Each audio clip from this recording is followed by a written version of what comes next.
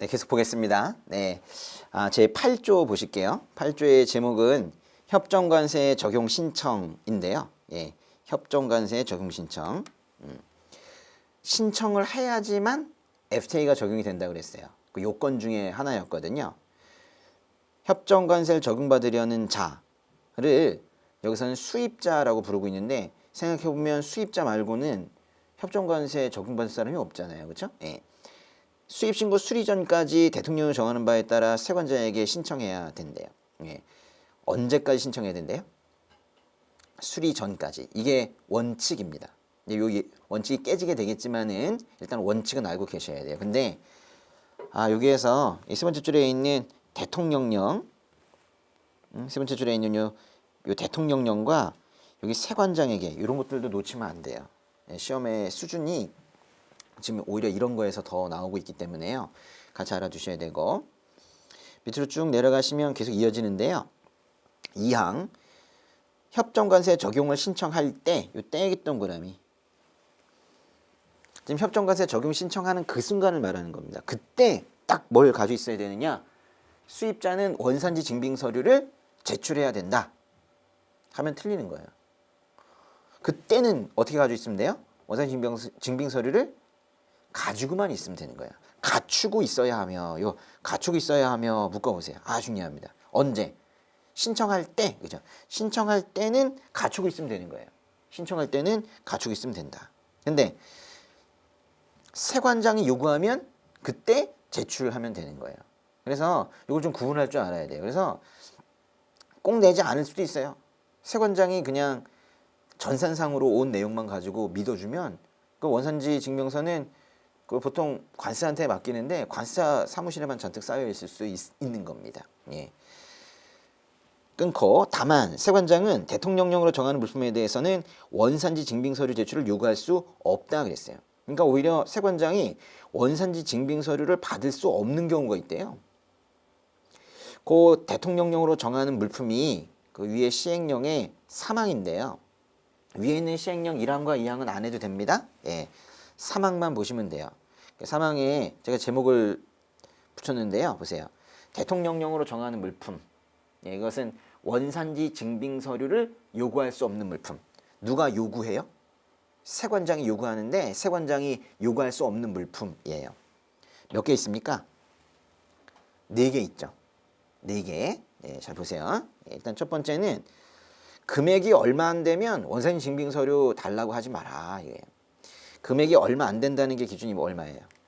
과세가격 미화 1,000달러 밑에 줄에 이하입니다. 그래서 1,000달러 안 되는 물건에 대해서는 원산지 증빙 서류를 요구하지 말래요. 두 번째, 똑같은 물품이 계속 들어오는 경우가 있어요. 동종 동질 물품, 똑같은 물품이 계속적, 반복적으로 들어와. 그러면서 똑같이 들어오면서 그게 크게 시간이 지난다고 해서 뭐 원산지가 변동이 되거나 이런 게 아니라는 거예요. 그래서 두 번째 줄에 원산지의 변동이 없는 물품. 이런 것들에 대해서는 원산지 증빙서를 뭐 계속해서 요구하지 말라는 겁니다. 세 번째, 원산지 밑줄, 원산지 사전심사 받은 물품. 원산지 사전심사 받은 물품도 원산지 사전심사까지 받아가지고 원산지가 명확해졌는데 무슨 증빙서류가 필요하겠어요. 네 번째, 딱 보니까 종류, 성질, 형상, 성표, 생성, 제조자 어딘가에서 봤던 것 같죠? 관세법에서도 요 6가지를 통해서 세관장이 원산지를 확인할 수 있는 물품의 경우에는 원산지 증명서 제출 생략 대상으로 하고 있는데 이건 비슷하지만 조금 달라요. 보세요. 종류, 성질, 형상, 성표, 생성의 제조자 등에 따라 원산지를 확인할 수 있는 물품으로서 누가 정하여 고시한다 그랬어요. 그럼 관세법에 이 말이 있어요, 없어요? 없습니다. 오히려 거기는 보세요. 여기 확인이란 말 앞에 세관장이 확인한다고 되어 있죠? 관세법에서는 오히려 여기에 세관장이 확인한다는 표현이 있단 말이에요. 세관장이 확인한다. 근데 여기 이런 말 없단 말이에요. 예. 오히려 세관장이란 말이 없고 그 대신 무슨 말이 있어요? 관세청장이 고시한다라는 말이 여기 더 붙어 있는 거예요. 근데 그러고 보니까요. 이 4개 중에 2개나 관성장이 정하여 고시한다는 말이 붙어 있어요. 그래서 여기 또 같이 알아두시고. 맞죠? 관세청장이 또 한 번 나오는데 어디 있는데 어디 있죠? 3번에도 첫 번째 있죠. 그래서요. 원산지 증빙서를 요구한다. 이 요구하는 건 분명히 세 관장이 요구하는데 이 세 관장이 원산지 증빙서를 요구할 수 없는 물품 문제에 오히려 주로 등장하는 건 누구예요? 관성장입니다. 그죠? 네 개나 되는데 그중에서 세 개나 지금 관성장이 등장을 하고 있잖아요. 맨 위에 그 금액 얘기하는 거 있죠. 요것만 관성장이 등장하고 있지 않은데 금액이 1,000달러 이하이면은 원산증명서를 요구하지 않습니다. 그런데 여기 1번의 세 번째 줄 보세요. 다만 수입물품을 분할하여 수입하는 등 과세 가격이 미화 1,000달러를 초과하지 않도록, 말하자면 1,000달러 이하로 가져오면 원산지 증빙서를 안 내도 되니까 금액이 좀 큰 걸 갖다가 쪼개서 가져오는 거예요. 이런 건 부정한 행위인데, 그래서 1,000달러를 초과하지 아니하도록 부정한 방법을 사용하여 수입하는 물품은 제외한다. 원래는 1,000달러가 넘어가는 건데 증빙서류 내기 싫어서 잘라가지고 오는 경우는 제외한다라는 거예요. 이게 답 아니겠습니까? 이 답만, 그죠? 이게 총 지금 5개가 나오는 것 같지만은, 아니 4개가 나오는 것 같지만 사실은 5개가 있는 건데요. 5개 중에 하나가 바로 분할 수입입니다. 분할 수입. 실제로 이 분할 수입 이 부분이 답이 되어서 나온 적이 있었어요. 문제가요. 예. 요거는 마치 우리 관세법에서 원산증명서 제출 생략 대상처럼 하고 있는 부분인데 내용은 좀 사뭇 다르네요. 중요한 건 다 관성장이다. 그렇죠? 관성장, 관성장, 관성장 1,000달러예요. 그렇죠? 1,000달러, 관성장 3번. 그렇게 형식을 기억하시면 되겠고요. 예. 다시 법률 쪽으로 돌아오시면은 법률의 3항 세관장은 수입자가 2항 본문에 따라 요구받은 원산증명서를 제출하지 않거나 또는 제출한 것만으로 원산지를 인정하기 곤란하면 어떻게 한대요? 맨 끝에 통관이 허용이 안 되는 건 아니고 통관은 되지만 세금은 다 내라. 그래서 협정관세를 적용하지 아니할 수 있다 그랬죠. 협정관세를 적용하지 아니할 수 있다 이래야지 통관을 허용하여서는 안 된다. 뭐 이런 식으로 오버해서는 안 될 거예요. 시행령에 하나 더 보실 것은 6항인데요. 6항 원산증명서는 수입신고일을 기준으로 해서 원산증명서 유효기간 이내의 것이어야 된대요. 원산증명서가 살아있는 기간이 있습니다. 유효기간. 여긴 지금 유효기간이 몇 년인지는 얘기하고 있지 않지만은 유효기간 이내 것이어야 된다는 거예요. 유효기간 계산할 때 제외되는 게 있거든요. 이건 관세법에도 있는 내용인데요. 1호에 보시면 6항의 1호에 유효기간이 지나기 전에 물품이 수입항에 도착했어요. 근데 수입항에 도착한 날의 다음 날부터 협정관세 적용을 신청한 날까지의 기간을 유효기간 계산할 때 뺀다는 건 뭔 뜻이에요? 유효기간이 지나기 전에 도착은 했는데 수입항에 도착한 날의 다음 날부터 협정관세 적용 신청한 날까지의 기간은 뺀대요. 다른 말로 하면 유효기간이 지나기 전에 협정관세 적용 신청하는 게 원칙이겠지만은 유효기간이 지나기 전에 도착만 하면 된다는 뜻이에요. 도착만 하면 충분하다는 거예요. 왜냐면 도착한 이후의 건 계산을 안 한다는 뜻이에요. 또 너 왜 유효기간 전에 우리나라에 도착도 못했니? 라고 물었더니 천재지변 때문이래. 그래서 이혼 보시면 천재지변 등의 경우 그 사유가 발생한 날의 다음 날부터 소멸된 날까지, 그러니까 태풍이 들이닥쳐서 끝날 때까지의 기간은 그 유효기간 계산할 때 산입하지 않는다는 거예요. 그러니까 실제로는 유효기간이 훨씬 더 지나서 우리나라에 도착할 수도 있겠죠. 뭐 천재지변 때문에 3개월이 소모가 되었다면 그 기간만큼은 보충해 주겠다는 뜻입니다. 다음 페이지요. 다음 페이지에 8조의 사항을 보시면요. 8조의 사항. 요거 기출문장인데요. 최근에 나왔었어요.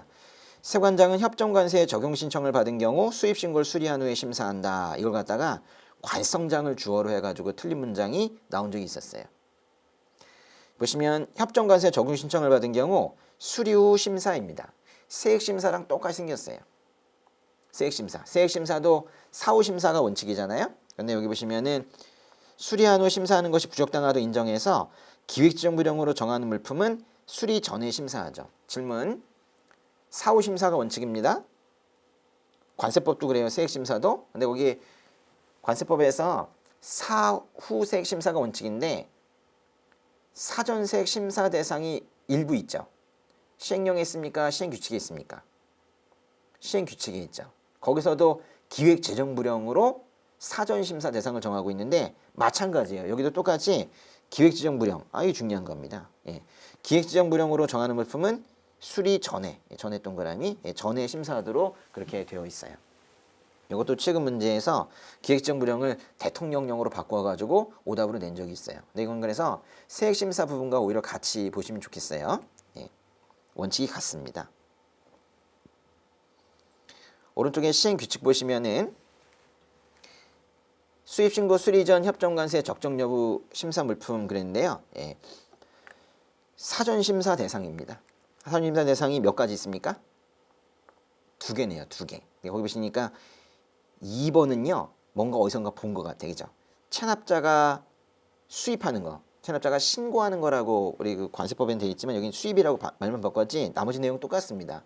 단기 체납, 소액 체납 제외되는데요. 10만 원 미만 7일 이내에 제외됩니다.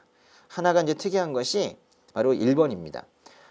마치 사전세액 심사 대상에 불성실 신고인이 있다면 여기는 적용 제한자라는 사람이 있어요. 적용 제한자 동그라미. 이 사람을 마치 불성실 신고인처럼 생각하시면 되는 거예요. 그래서 여기는 2개가 사전심사 대상입니다. 어렵지 않죠? 예, 그다음에 구조. 구조의 제목이 뭡니까? 협정관세 사후 적용 신청이래요. 요걸 보기 전에 먼저 아까 원칙을 다시 한번 보시면은 원칙적으로 8조 2항에 보시면 협정관세 적용 신청할 때 수입자가 원산지 증빙서류를 어떻게 해야 된다? 갖추고 있으면 되고 세관장이 가져오라면 그때 제출하면 되는데요. 구조 보시면은 수입신고 수리 전까지 협정관세 적용 신청을 하지 못한 수입자. 왜 못했을까요? 원산지 증명서를 갖추고 있지 못하기 때문에 그래서 신청을 하지 못한 거예요. 이런 사람들은 세 번째 줄에 수입신고 수리부터 1년 별표. 이 1년도 최근에 2년이라고 오답이 나온 적이 있었어요. 1년 이내에 대통령령, 이것도 기획지정불령으로 바꿔낸 적이 있어요. 1년 이내에 대통령령으로 정하는 바에 따라 협정관세 적용 신청할 수 있습니다. 그래서 사후 적용 신청이라는 건 1년 말하는 거예요. 1년. 그러니까 나중에라도 원산지 증명서를 가져오면 환급이라는 뜻이에요. 그렇게 써놓으시죠. 쉽게. 나중에라도 원산지 증명서를 가져오면 환급해 줍니다. 그 나중이 몇 년이에요? 1년. 그죠? 동그라미 2번에 보시면 수입자는 신청할 때 원산지 증명서류를 제출해야 된대요. 여기요. 요 때라는 말에 동그라미 쳐보세요. 때. 신청할 때 우리 아까 8조 2항에서는 뭐라고 그랬어요? 원래 협정관세 적용 신청할 때 원산지 증빙서류를 갖추고 있으면 된다고 그랬죠. 근데 이때 말이 달라졌죠? 이건 지금 사후 적용 신청할 때는 신청할 때 뭐예요? 제출해야 돼요. 이거 구분할 줄 알아야 돼요. 사전에 적용하는 원칙적인 적용 때는 때, 신청 때 갖추고 있으면 되는데 제출을 요구하면 그때 제출하면 돼요. 근데 사후 적용 신청은 신청할 때 바로 제출해야 됩니다. 그러니까 여기는 갖추고 있다는 표현이 없습니다. 예, 나중에 갖췄기 때문에 바로 내야 돼요. 네, 구분하셔야 돼요. 그래서 뭐랑 뭘 비교하라고요? 8조 2항과 9조 2항을 잘 비교하셔라. 그 얘기예요. 8조 2항과 9조 2항을 비교하셔라. 3항. 협정관세 적용 신청한 수입자는 세 번째 줄 보정 신청하거나 경정을 청구할 수 있다. 만약에 보정 신청이나 이제 경정 청구를 했다면 이제 그걸 받은 세관장은 세관장의 별표, 이 세관장도 또 최근에 관성장이라고 또 바꿔가지고 낸 적이 있어요. 아니 아무리 뭐 FTA 특례법이 됐다고 해서 보정 신청이나 경정 청구를 받는 사람이 관성장이 되겠습니까? 그죠? 네. 2개월 이내에 보정이나 경정 여부를 신청인 또는 청구인에게 통지합니다. 이게 어딘가 본 것 같지만 사실 똑같은 문장이 관세법에는 없습니다. 우리 관세법에는 뭐가 있냐면 2개월 이내에 경정하라고 하고 있죠. 근데 여기 보시면 보정 신청이나 경정 청구를 받았으면 세관장이 2개월 이내에 보정이나 경정을 하는데 보정이나 경정 여부를 통지하면 되는 거예요. 관세법에는 보정에는 2개월이 붙어 있지 않잖아요. 지금 다른 점이 뭐예요? 보정만 달라요. 경정 부분에 붙어 있는 겁니다. 예. 동그라미 4번에 세관장은 이라고 시작하는데 여기도 관성장이라고 거짓말이 시험에 나온 적이 있고요. 세관장은 보정을 신청하거나 경정을 청구한 세액을 심사한 결과 세액을 심사를 했는데 대통령이 정하는 바에 따라 그 세액을 보정하거나 경정하고 납부한 세액과 납부할 세액의 차액을 환급해야 된다. 그래서 환급 동그라미. 여기는 사실 이거 해주려고 여태까지 얘기한 거잖아요. 환급. 세관장은 심사를 했는데 이 사람이 FTA가 적용이 되어야 된다라고 명확하게 이제 인식이 되면 이전에 원산증명서가 없어서 돈을 다 받았다가 1년 이내에 원산증명서를 가져오면 다시 다 돌려준다 이 얘기예요. 결국 환급을 하기 위해서 여태까지 모든 절차들이 이루어진 거죠. 여기 사항에 또 여기 대통령령도 최근에 기획시정 불용으로 또 바꿔서 나온 적이 있었어요. 아주 골치 아픕니다. 그래서 오히려 이 아주 FTA 특례법의 그 자체 내 내용이 아닌데도 불구하고 뭐 이게 대통령령 기획시정 불용이 뭐 그렇게 중요하다고 내냐 이거예요. 그런데도 해야 돼요. 예. 그래서 요거 할 때 좀 좋은 거는 여기 이렇게 빈칸이 되어 있죠? 여기 빈칸이 되어 있죠? 그러니까 여기 있는 거는 기획적 무령이 나와야 되겠죠? 여기 있는 건 다 대통령밖에 나올 수가 없겠죠? 예, 그렇게 해서 이건 좀 외워두시면 좋겠어요. 그렇죠? 예. 법제 10조 옆에 시행령 6조인데요. 여기부터는 정말 중요합니다. 제일 시험에 많이 나오는 부분이 바로 원산증명서예요. 사실 양도 제일 많고요. 원산증명서는 그냥 반드시 나온다고 이렇게 보시면 돼요. 그중에 특별히 제일 중요한 것이 시행령 6조 1항입니다. 이 문제는 그냥 기본적으로 한 문제를 차지해요. 그냥 반드시 나옵니다. 반드시. 예. 시행령 6조 1항. 예. 오늘 하는 것 중에서 제일 중요한 부분이에요. 일단 6조 1항의 첫 번째 거는요. 협정에서 다르게 규정하는 경우를 제외하고는 다음과 같이 기재해야 된대요. 기재사항과 기재방법이 이게 절대적인 건 아니라는 거예요. 말하자면 협정이 달리 말하면 협정대로 하면 돼. 근데 이제 협정에서 달리 규정한 것을 제외하면 일반적으로는 요 세 가지 요건을 갖춰야 된다는 거예요. 첫 번째 보시면은 수출자, 품명, 수량, 원산지 등이 기재되어 있어야 되는데 정확하게 그 기재되어야 될 내용은 누가 정한대요? 여기 최근에 기획지정부령으로 정하는 사항이 기재되어야 되는데 관성장이 정하는 사항이라고 오답이 나온 적이 있었어요. 알아두셔야 되고 기획지정부령 별표. 또 이번에 영문으로 작성해야 돼요. 이건 최근에 벌써 2문제 나왔어요. 최근 4년 내에 2문제 나왔는데요. 한 번은 영문으로 작성돼야 된다. 정답으로 한 번 나왔고 한 번은 한글과 영문으로 이래가지고 오답이 된 적이 있었어요. 한글은 안 됩니다. 예, 원산증명서는 원칙적으로 언어가 하나예요. 뭡니까? 영문만 돼요. 영문만. 예. 그다음에 세 번째, 원산증명서에 서명할 자가 지정돼 있어야 되고 서명을 해야 된다는 거예요. 그래서 이제 보시면 보세요. 서명할 자가 지정되어 있어야 되고 서명을 해서 발급하라는 거예요. 그러니까 서명이 반드시 있어야 된다는 뜻이에요. 처음부터 끝까지 이 얘기가. 예, 그거예요. 그리고 사실 뭐 요거까지 한다면 이게 다 요건이에요. 유효기간 이내에 사실은 수입신고를 하면서 협정관세 적용 신청을 해야 되는데요. 예. 지금 6조의 1항 아주 중요하다고 그랬어요. 근데 그것만큼이나 또 중요한 것이 6조의 2항입니다. 6조의 2항. 바로 유효기간인데요. 유효기간은 원칙이 있어요.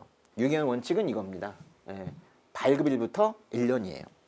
그러니까 FTA 불문하고 FTA 종류 상관없이 다르게 협정에서 규정하고 있지 않다면 일단 발급일부터 1년입니다. 그럼 협정에서 다르게 규정하고 있는 게 몇 가지인가? 아유, 9개예요. 그러니까 겨우 6개만 이 원칙이 적용이 되고 웬만한 것들은 이 유효기간의 그 원칙이 다 깨지는데요. 시험에 나오는 패턴을 제가 알려드릴게요. 일단은 15개 FTA 중에서 6개는 뭐예요? 1년입니다. 근데 이 1년도 두 가지가 있어요. 발급일부터 1년이 있고요. 서명일부터 1년이 있고 그래요. 근데 이거는 발급일부터 1년입니다. 서명일부터 1년이 아니에요. 그렇죠? 이게 6개 FTA는 발급일부터 1년입니다. 그다음 일단은요. 그래요. 발급일 서명일이 너무 복잡하시면 그냥 숫자만 보세요. 1년이 있죠? 그 다음에 2년이 있고 4년이 있습니다. 3년짜리가 없어요. 3년이란 말이 있습니까? 제 눈에는 안 보이는데요. 없죠. 그래서 혹시라도 시험에 3년 있으면 틀리다고 하시면 돼요. 3년 X 써놔요. 어디다. 3년 X. 유효기간에 3년이라는 건 없어요. 유효기간에 3년이란 말은 전혀 나오지 않는다. 예. 있어봤자 1년, 2년, 4년. 한 문제는 어떻게 나왔었냐면 그 연차대로 순서대로 한번 나열해 보래요. 뭐 이러면서 1년을 맨 앞으로 그다음에 2년, 4년 이런 식으로 순서대로 나열하는 문제들도 있었습니다. 일단 여기서 보시면요. 간단하게 생긴 것과 복잡하게 생긴 게 있어요. 보시면은 1번 동그라미 칠레요. 그리고 7번, 8번 있죠. 캐나다, 뉴질랜드 동그라미. 그 세 개를 같이 보셔야 돼요. 그 세 개 같이 나오는 문제가 두 문제나 있었습니다. 네. 칠레랑 캐나다랑 뉴질랜드 똑같이 생겼죠. 몇 년입니까? 이거는 원칙과 완전히 달라요. 원칙과 기산일도 다르죠. 발급일이 아니고 뭐예요? 서명일이고 원칙은 1년인데 이건 다 2년이죠. 그래서 원칙과 기산일과 숫자가 다 다른 요 세 개 있죠. 예. 칠레, 캐나다, 뉴질랜드. 요거 이제 세 개를 같이 외우셔야 되고 또 그거를 빼고 나면은 간단하게 생긴 게 4번과 5번이에요. 4번과 5번. 4번과 5번은요. 미국은 발급일부터 4년이고 콜롬비아는 서명일부터 1년인데 보세요. 미국은 기산일은 같고 숫자가 달라. 원칙과요. 콜롬비아는 숫자는 같고 서명일이 아니에요. 그죠? 발급일이죠. 그리고 나머지는 아주 복잡하게 생겼어요. 그 나머지를 시험에서 내기를 상당히 껄끄러워해요. 왜 이렇게 뭐 이런 경우는 이런 경우 이렇게 내기를 상당히 껄끄러워합니다. 근데 또 여기에서 그래서 이제 어떻게 외우시냐면요. 1번, 7번, 8번 칠레, 캐나다, 뉴질랜드를 묶어서 외우시고 4번, 5번을 비교해서 외우시고 그러니까 4번, 5번은 어떻게 외우시냐면 1번, 7번, 8번이 아니다라고 외우시면 돼요. 그러니까 칠레, 캐나다, 뉴질랜드는 한 팀이지만은 똑같지만은 미국, 콜롬비아는 콜미 이거는 다르다고 외우시면 돼요. 알았죠? 또 하나 2번과 9번 있죠. 2번과 9번을 좀 멀지만 묶어보세요. 2번과 9번은 사실 비슷한 건데요. 왜냐하면 아세안 회원국 중에 하나가 베트남이거든요. 이거는 보니까 몇 년이래요? 아세안은 발급일부터 1년. 아 이거 똑같잖아요. 그죠? 원칙이 똑같잖아요. 근데 여기 왜 더 들어갔냐면 이번에 두 번째 줄에 보시면 재발급될 때에는 당초 발급된 원산 증명서의 발급일부터 1년이에요. 근데 뭐 앞에 이런 말이 붙어 있지만 결국 발급일부터 1년이죠. 그러니까 결과적으로는요. 아세안은 말이 좀 더 길어서 그렇지 재발급될 때도 역시나 1년이다. 이 얘기를 붙여서 그렇지 결국 아세안은 원칙이랑 같이 가는 거예요. 근데 밑에 있는 베트남은 원칙이 아주 조금 망가집니다. 9번의 베트남 보세요. 베트남은 뭐래요? 발급일부터 1년이고 재발급하면 발급일부터 1년인데 무슨 말이 더 붙어 있어요? 다음 날이랑 붙어 있죠. 다음 날. 그런 거예요. 그래서 사실 뭐 베트남까지도 원칙 개념에 다 집어넣으세요. 근데 베트남만 다음 날이 살짝 붙어 있는 발급 1년입니다. 그럼 벌써 다 한 거예요. 다 한 거예요. 예. 호주는 아주 복잡해요. 호주는 여기 법제 11조 1항 1호라는 건요. 이제 발급 기관이 발급하는 게 있고 수출자 생산자 등이 발급하는 자율발급이라는 게 있는데요. 이제 곧 배울 겁니다. 근데 기관 발급할 때는 발급일부터 1년이고 자율발급할 때는 그 자율 발급하는 자가 서명한 날부터 2년이에요. 이거는. 그러니까 뭐 기산일만 다른 것이지 결국 호주도 2년입니다. 여기서 완전히 똑같은 1번, 7번, 8번 있죠. 그거를 좀 이렇게 묶어보세요. 이렇게. 뉴캐슬이라는 아파트 아십니까? 없나요? 롯데캐슬은 있죠. 뉴캐슬. 뉴캐슬은 제가 만든 거예요. 네, 뉴캐슬. 예. 뉴캐슬 하지 마시고 뉴캐칠 하시면 되겠죠. 뉴캐칠. 네. 여기 보시면 아파트 단지가 이렇게 서 있잖아요. 그죠? 이렇게 나무도 있고 옆에 아파트 단지가 뉴캐칠이 이렇게 서 있잖아요. 서 있다. 그렇죠? 서 있다. 그래서 서이 이렇게 있네. 언제부터 몇 년? 서명일부터 2년이에요. 뉴캐칠이 서 있다. 그렇죠? 따가먼지 또 한참 생각하지 말고 이건 필요 없는 말이에요. 그렇죠? 뉴캐칠 서 있다. 그렇죠? 예. 그럼 벌써 많이 한 거예요. 왜냐면 15개 중에서 6개가 원칙이라고 했는데 6개에 사실 아세안도 들어가고 베트남도 들어가는 거예요. 베트남에 다음 날만 슬쩍 붙여가지고. 그럼 벌써 8개가 됐잖아요. 그죠? 예. 그리고 이제 뉴캐칠이 빠지게 되면 뭐 남는 게 뭐가 있습니까? 그죠? 그래서 정확하게 외워야 되는 게 이 4번, 5번이에요. 4번, 5번. 4번, 5번도 다시 한번 봐두시는데 콜미 이거 있죠? 이 콜미를 좀 가시고 계시면 돼요. 콜미는 완전히 달라요. 그러니까 콜미 반만 다른 것들. 발급일이 같거나 숫자가 다르거나 이런 거예요. 근데 이 중에서 미국은 이렇게 외우시면 되겠는데요. 예, 미사일 발사. 그죠? 미사일 발사네요. 예, 미사일 발사. 예. 이번에 콜롬비아는요. 예, 제가 아무리 해도 만들 수가 없어요. 그건 여러분이 하도록 하세요. 자, 콜미 이걸 항상 근데 그 대신 같이 보세요. 예. 한 문제 나옵니다. 예. 됐고요. 그 다음에 11조 보세요. 11조.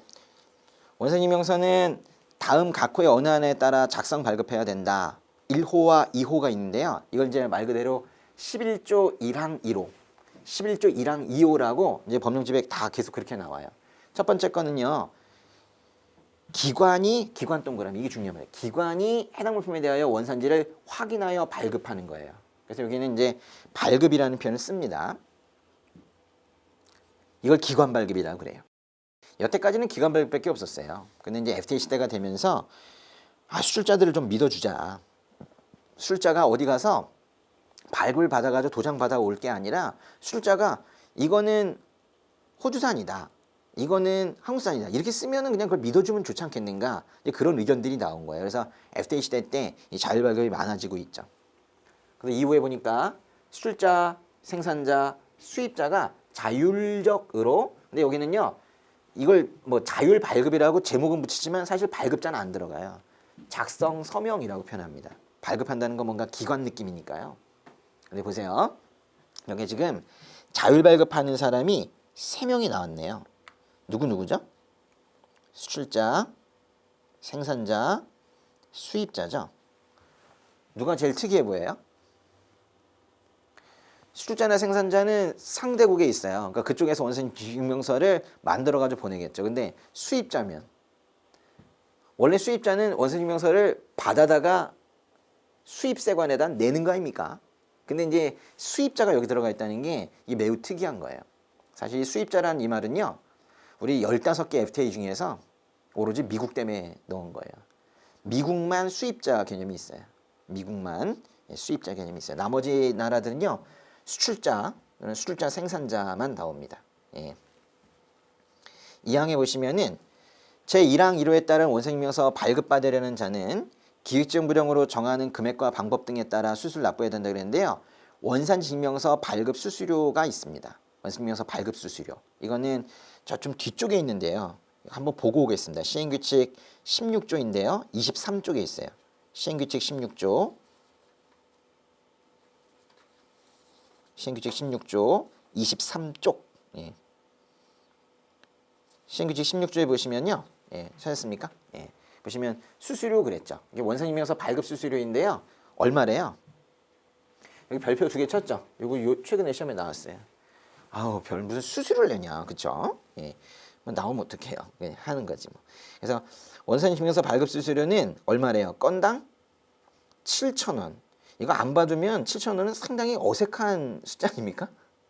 7,000원 맞는 말 나왔을 때 더 틀리다고 할 것 같아요. 네. 뭐 만원, 뭐 5,000원, 뭐 이러면 다 틀리는 거예요. 7,000원 범위 내에서 증명서 발급 기간이 정하는 바에 따른다. 다만 세관장 동안 이거 중요합니다. 세관장이 원산지명서 발급하는 경우에는 발급 수수료가 얼마래요? 50% 깎아주나요? 50% 깎아준다는 오답이 최근에 있었어요. 면제, 아니 면제죠. 그래서 상공회의소 뭐 이런 데들은 발급 수수료가 있지만은 세관장은 돈 안 받아요. 세관장은 그냥 발급해 준다. 다시 앞으로 가시죠. 그래서 7,000원과 세관장이 발급하면 면제. 딱 7,000원은 아니고 7,000원 범위 내죠, 그렇죠? 예. 그래서 그거를 앞에다 갖다 써놓으세요. 14쪽에 11조에 2항 옆에다 갖다가 아예 보기 좋게 써놓으세요. 근데 이것도 이제 마찬가지로 보니까 우리 관세법에서의 원칙처럼 기획재정부령으로 정하는 수수료죠. 결국에는 기획재정부령으로 정하죠. 예. 기획재정부령으로 정하는 수수료는 얼마다? 건당 7,000원 범위 내입니다. 예. 세관장이 발급할 때는 수수료가 면제입니다. 3항 볼게요. 관성장은 원생명서 발급의 적정성 확인 또는 효율적 관리를 위해서 필요한 경우에는 세 번째 줄 원생명서 발급 기관에 대해서 지도 감독한대요. 여기 밑줄 원생명서 발급 기관에 대한 지도 감독을 누가 하냐 이렇게 물을 거예요. 누가 합니까? 발급기관 감독은 세관장이 하지 않습니다. 발급기관 감독은 관성장이 합니다. 예. 왜냐면 세관장도 사실 발급기관인데 뭐 세관장이 발급기관이면서 자신을 감독하지는 않을 거 아니에요. 그러니까 그런 의미에서 외워두시면 좋아요. 세관장이 발급기관이기 때문에 그 발급기관 감독은 아마도 한 단계 더 위에 관성장이 할 것이다. 이렇게 생각하시면 되겠죠. 네. 이 동그라미 4번에요. 원생명서 기재사항, 기재방법, 유효기간 그 밖에 필요한 사항은 대통령이 한다. 아 이것도 나왔었어요 시험에. 이걸 또 기획정보령으로 바꿔가지고 낸 분이 있었어요.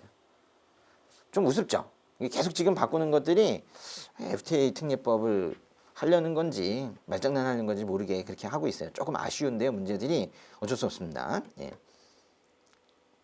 아마도 그 출제하시는 분들도 FTA 특례법에 대한 이해가 깊지 않으니까 딴 걸 막 못 내는 것 같아요. 제가 보니까. 예, 그래요. 아 이제 중요한 것이 그 옆에 있는 그 시행규칙 7조의 원생명서 발급 방식입니다. 거의 7조의 1항에 보시면 법제 11조 1항 1호 이게 바로 기관 발급이거든요. 예. 기관 발급에 따른 원생명서는 다음 각호와 같다 그랬어요. 그래서 이게 기관 발급하는 국가들이 여기 나오고 있는 겁니다. 여기 보세요. 외워야 됩니다. 그래서 여기 1항 있죠. 여기 2항부터는 자율발급이니까 1항 여기 8번까지 이렇게 묶어 넣으셔서 옆에 크게 기관 발급이라고 써놔요. 여기서요. 일단은 5번 있죠. 5번에 페루 있죠. 페루. 요거 안 해도 됩니다. 왜냐면 페루는요. 기관 발급과 자율 발급 두 가지가 다 있었는데 5년까지만 기관 발급하고 6년 차부터는 완전 자율 발급하기로 했는데 지금 이제 6년이 지났어요. 5년이 지났어. 예. 2011년이니까 5년이니까 2016년 벌써 지났어요. 지난 지 벌써 3년이 됐습니다. 그래서 이제 이거는 시험에 나올 수가 없어요. 그러니까 5번은 지우셔도 돼요. 그 6번 있죠. 6번의 호주는요. 이거는 여기서 전체에서 유일하게 기관 발급과 자율 발급 두 가지를 병행하고 있어요. 그러니까 호주는 따로 안 외워도 돼. 왜냐면 어떻게 나와도 다 답이야. 호주는 기관 발급도 맞고 자율 발급도 맞아. 그래서 보세요. 근데 또 2번 있죠. 2번. 2번은 따로 외우시기보다도 이거는 자율 발급을 외우다가 거기다 붙이시면 좋은데요. 유럽 자유무역연합. 유럽은요. 그게 EFTA이든 EU이든 무조건 다 자율 발급입니다. 특별히 상업성장에다가 수출자가 커머셜 인보이스에다가 거기다 기재하는 그런 방식이거든요. 유럽 방식은 다 자율 발급이에요. 근데 딱 하나 EFTA에 스위스 있죠. 스위스 치즈. 스위스 연방을 원산지로 한 치즈. 스위스 치즈만 기관 발급이에요. 스위스 치즈. 무슨 발급이라고요? 치즈 기즈 이렇게 외우시죠. 예. 치즈만 기관 발급이에요. 예. 스위스 치즈만 기즈 기관 발급이에요. 그러니까 보세요. 5번 없애도 되고 6번은 어떻게 해도 맞고 그래서 2번은 따로 그냥 외우시는 게 나아요. 따로 EFTA는 스위스, 노르웨이, 아이슬란드, 리텐슈타인 무조건 자율 발급인데 스위스 치즈만 기즈 기관 발급이다. 이렇게 하시면 돼요. 그래서 2번 빼고 5번 빼고 6번 빼고 한번 읽어보세요. 그럼 어디예요? 싱가포르, 아세안, 인도, 베트남, 중국. 이건 뭐 이렇게 앞잘 따서 외울 필요가 없어. 뭔 뜻이에요? 아시아다. 아시아 방식이에요. 아시아 방식. 그래서 이거는 외우지 않아도 돼요. 그냥 근데 이게 아시아 국가들이라는 걸 모르면 그게 골치 아프네요. 그렇죠? 그건 아시겠죠? 그래서 아시아 국가들은 기관 발급이에요. 어려울 게 없습니다. 그다음에 이제 자율 발급 보시면요. 자율 발급은 칠레 자율 발급인데요. 수출자가 자율적으로 작성 서명해요. 수출자가. 그래서요. 여기 보시면은 우리 아까 자율 발급하는 사람이 셋이었어요. 누구. 수출자, 생산자, 수입자인데 수입자는 독특하게 미국에만 들어가 있으니까 그건 따로 보시고 자율 발급이 두 가지라고 보시면 돼요. 크게 보시면 수출자 또는 생산자가 자율 발급하는 게 있고 수출자만 되는 게 있어요. 여기 1번이 그래요. 칠레 있죠. 칠레는 수출자가 자율적으로 작성 서명한 것이라고 되어 있기 때문에 이렇게 쓰면 안 돼요. 칠레에는 무슨 표현을 쓰면 안 돼? 생산자 집어넣으면 안 돼. 이미 그렇게 시험에 나왔어요. 근데 그렇게 수출자만 들어가는 게 하나가 더 있어요. 수출자만 들어가는 게요. 여기 지금 뭐 3번의 유럽연합 당사자는 요것도 뭐 있긴 한데요. 일단 똑같이 생긴 게 뭐냐면 7번이요. 다음 페이지 7번에 보시면 바로 터키입니다. 터키. 터키와의 협정에 따라 수출자가 자율결국 작성 서명한 것 그랬죠. 여기서도 생산자가 없기 때문에 생산자를 집어넣으면 안 돼요. 그러고 보니까 나머지 보세요. 수생 그렇게 돼 있죠. 그렇죠? 다 수생 그런데 이 칠레와 터키가 대표적이에요. 칠레와 터키. 물론 앞에 하나 더 여기 보시면 3번에 여기도 3번에 유럽연합 당사자 EU 있죠. EU도 일단은 수출자가 여기에 있어요. 수출자. 예. 근데 이건요. 왜 제가 별로 크게 막 강조 안 하냐면 너무 복잡하잖아요. 그죠? 너무 복잡해가지고 시험에 내기 좀 그래요. 예. 사실 EU는요. 수출자가 자율작성하는 방법이긴 한데 원산지 인증 수출자이거나 원산지 인증 수출자라는 너희들은 원산지 관리를 잘하는 수출자구나 이렇게 정부로부터 인증받는 수출자이거나 또는 총 가격이 6,000유로를 초과하지 않는 물품의 수출자일 때만 자율발급이에요. 이걸 넘어가면 기간 발급도 아니고 그냥 못해요. 그래서 이게 여기는 이 두 가지 중에 이제 하나일 때 이 자율발급이 되는 거거든요. 이게 안 되면 뭐 기간 발급으로 넘어가는 게 아니라 아예 FTA 적용 자체가 되지를 않아요. 그래서 여기 좀 간단하게 시험에 낼 수 있는 것은 어디랑 어디다? 칠레랑 터키다 이거예요. 칠레랑 터키. 칠레 터키에는 뭐가 없어요? 생산자가 없어요. 예. 칠레 터키에는 생산자가 없어요. 알죠? 생산자가 없어요. 예. 칠면조 뭐라고 하죠? 터키? 그죠? 예. 칠면조 터키 이제 칠레 터키는요 생산하는 사람이 없어요. 그죠? 뭘 생산하는 사람이 없어요? 칠면조 터키 있죠. 칠면조 터키는 생산하는 사람이 없어요. 예. 무시해도 괜찮아요. 외워주세요. 그렇죠? 칠레 터키는 생산자가 없어요. 중요합니다. 그럼 나머지는 다 보세요. 수생 그렇잖아요. 근데 6번 보세요. 6번에 보니까 누가 들어갔어요? 여기 별표. 수입자가 들어가 있죠. 특이해요. 수입자까지 믿어줘요. 그러니까 아주 한미 FTA는요. 믿는 폭이 커요. 예, 그렇습니다. 그래서 다 수생 그런데 칠레 터키 생산자가 없고 미국은 오히려 수입자가 추가됩니다. 그래요. 지금 여기 위에 5번 보시면요. 페루와의 협정이 발효된 날부터 5년이 지난 후 말하자면 이제 6년 차인데 6년 차부터는 수출자 생산자가 자율발급하는 방식으로 넘어가요. 그래서 그 앞에 4번도 다 페루 얘기인데요. 다 필요 없이 페루 얘기는 다 필요 없이 5번만 하시면 돼요. 앞에 기간 발급의 페루도 지워버리시고 이 앞에 4번도 페루 얘기인데 그것도 지워버리시고 다 필요 없어요. 이제 페루는 그냥 자율발급이 된 겁니다. 근데 여기도 마찬가지로 뭐 수생 그랬죠. 예. 여기 특이한 게 그거밖에 없어요. 그래서 이제 정리를 좀 해드리겠습니다. 이렇게 한번 써보세요. 기간 발급은 싱가폴, 아세안, 인도, 베트남, 중국인데 뭐 싱하 인베중 저거 외우셔도 괜찮은데 뭐 말 만들게 하셔도 괜찮고 근데 상식으로도 충분해요. 이건 그냥 아시아 지역이다 이렇게 해도 충분합니다. 네, 자율발급 보세요. 자율발급에서 칠면조, 터키, 온리 수출자 누가 없다? 생산자가 없다. 그렇게 하는 거예요.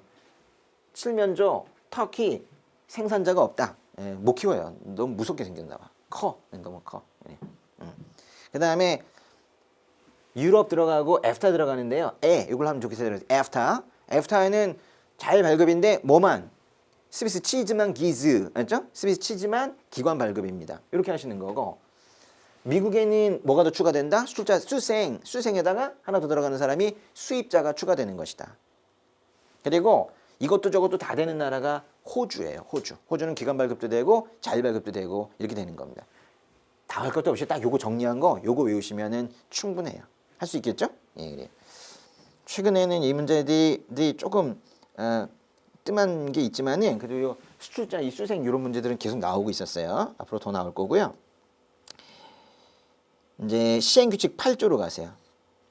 시행규칙 8조로 가면 옛날엔 좀 많이 나왔는데 이 발급 기간이 너무 많아지면서 이제는 좀 내기가 좀 그런가 봐요. 그래서 최근에는 나온 적이 없었지만은 또 나올 수 있습니다. 그 이전에 좀 많이 나왔던 문제들인데요. 일단 싱가포르는요. 기관 발급인데 아시아 지역이면 기관 발급이죠. 근데 그 싱가포르에선 어디에서 발급한 원산증명서가 와야지 정상이냐? 관세 당국이라고 그랬는데요. 사실 뭐 세관 얘기하는 겁니다. 관세 당국과 세관은 같은 말이에요. 또 우리나라는 원산증명서 어디서 발급한대요? 세관도 되고 자유무역지역관리원도 되고 상공회의소도 되고 이러네요. 우리나라는 이렇게 여러 군데예요. 동안에 이번에 보시면 스위스 치즈는 기즈, 그러니까 여기만 이제 기관 발급이니까 발급 기간이 있을 텐데 뭐래요? 치즈니까 스위스 연방 농업국이 인증한 기관이래요. 뭐 농업이란 말만 하나 더 신경 써주시면 될 것 같고요. 이제 중요한 건 3번입니다. 3번의 별표. 아세안 회원국이에요. 이게 10개나 되는데요. 주로 나온 다음에 이제 여기서 나올 겁니다. 잠깐 넘어가시고 그 다음에 나오는 거기 쭉 해서 이제 아시안 지역은 좀 이따 설명드릴게요. 그 11번에 보시면 한아세안 FTA에서 우리나라가 아세안 지역으로 기관 발급을 해서 원산증명서를 보낼 때에는 우리는 어디에서 발급하느냐? 증명서 발급기관. 근데 여긴 또 자유무역지역관리원이 안 돼요. 우리 아까 한싱 FTA에선 되는데요. 자유무역지역관리원이 여기 안 됩니다. 개성공업지구에서 생산된 것은 세관이고 그래요. 시도지사라는 오답이 나온 적이 있었어요. 이 전체에서 시도지사는 나오지 않습니다. 시도지사가 원산증명서를 발급하지는 않아요. 동그라미 4번에 인도. 여기 뭐 나올 거는 좀 적긴 하지만은 그래도 한 번씩은 쭉 봐둬야 돼요. 네. 인도는 뭐예요? 인도 수출검사위원회, 섭리위원회, 수산물 수출개발원, 페루는 페루 통상본부, 호주는 호주 상공회의소와 호주 산업협회, 베트남은 베트남 산업무역부. 베트남은요 산업무역부도 있고 통상부도 있는데 이거 좀 달라요. 산업무역부고요. 그다음에 중국은 아주 너무 복잡하게 중국 국가질량감독 중국 무역촉진위원회라는 것인데 안 나올 것 같아요. 중요한 것은 다시 앞장으로 넘어가시면은 바로 아세안인데요. 아세안이 10개잖아요. 이거 이제 구분할 줄 알아야 되는데요. 보시면 브루나이 외교통상부. 이 기관의 이름에 통상자 들어가는 데들이 있어요. 외교통상부. 또 여기 보면 인도네시아 이건 그냥 통상부네요. 또 말레이시아는 국제통상산업부예요. 이 통상자 들어가는 것들이 많아요. 그래서 통상자 들어가는 것들을 모아서 보시면은 좋아요. 베트남 사회주의 공화국을 원산지로 하는 물품. 이게 베트남 통상부였는데 이게 이제 밑에 베트남 산업무역부 요렇게 이름이 바뀌면서 저 위에 것도 이제 베트남 산업무역부 이렇게 바뀌었어요. 이건 이제 베트남 산업무역부는 좀 따로 외워두셔야 될 게 있어요. 이게 사실 통상 쪽인데요. 그런 얘기고 그 다음에 세관이 있어요. 한싱 FTA에서는 싱가포르 관세당국이라고 되어 있었는데 이제 싱가포르 세관이죠. 싱가포르 세관이고 필리핀도 세관이에요. 사실 이 두 개예요. 세관인 거는 필리핀과 싱가포르입니다. 태국은 상무부이고. 예. 다시 보시면은 그래서요. 좀 한번 정리해 볼게요. 세관인데가 두 군데가 있었어요. 어디랑 어디예요? 네. 싱가포르과 필리핀입니다. 필리핀. 예. 세관인 거는 싱가포르과 필리핀이에요. 예. 세싱필. 무슨 말인지 저도 잘 모르겠어요. 예, 예.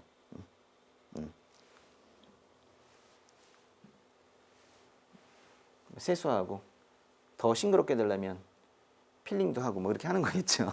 그죠? 예. 세수하고 더욱더 싱그럽고 싶으면 필링하고 세싱필, 예, 세싱필, 예, 세싱필. 그리고 상무부인 게 있어요. 상무부. 여기 미얀마도 상무부고요. 저기 캄보디아도 상무부인데 상무부인 게 있습니다. 상무부. 일단은 태국이 여기에 들어가요. 태국은 상무부입니다. 그 다음에 캄보디아도 여기 들어가요. 캄보디아. 그리고 미얀마도 여기 들어갑니다. 미얀마. 예. 만약에 세싱필을 하지 않잖아요. 세수도 안 하고 더욱더 싱그럽게 하기 위해서 필링도 안 하면 아주 그 상태가 아주 캄캄하고 미안한 상태가 되는 거예요. 맞죠? 예. 세싱필 상택한미 이건요.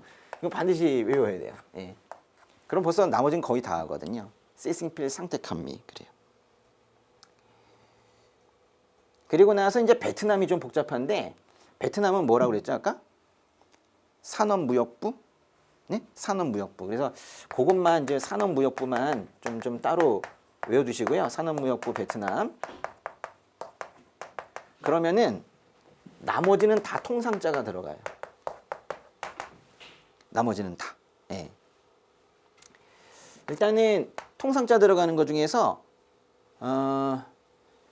외교통상부라는 게 있죠. 외교통상부. 어디 있어요? 브루나이. 예, 그렇죠. 그래서 외교통상부는요. 이렇게 외워두시면 되겠어요. 왜 부르나? 나를 왜 부르나? 어? 응? 왜 부르나? 그죠? 왜 부르나 이렇게 외우시면 되겠어요. 통상자 들어가는 거니까 외교통상부 이렇게 돼 있어요. 또 이제 통상자 들어가는 게 뭐가 있나요? 그냥 통상부가 있죠. 사실은 인도네시아는 그냥 통상부예요. 인도네시아는 뭐냐 아무것도 없이 그냥 그냥 통상부이고 그렇죠. 그리고 국제통상산업부가 있죠. 국제통상산업부가 있어요. 이건 외교 보세요. 여기 이 통상이 다 들어가요. 외교통상이고요. 이건 이제 국제통상이에요. 국제통상. 예. 국제통상산업부 어느 나라예요? 앞에다 이런 말을 붙여보세요. 밥을 국에 뭐예요? 말래죠, 말래. 밥을 국에 말래. 싫으면 말아요.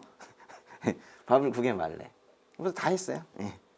세싱필 상택한미, 산업무역부 베트남, 그리고 외부르나 인도네시아는 뭐 없어, 아무것도 없어요. 그리고 밥을 국에 말래. 이것 때문에 또 한 문제 맞출 겁니다. 요거는 좀 외워보시고요. 됐어요. 오늘 여기까지만 할게요. 수고하셨습니다.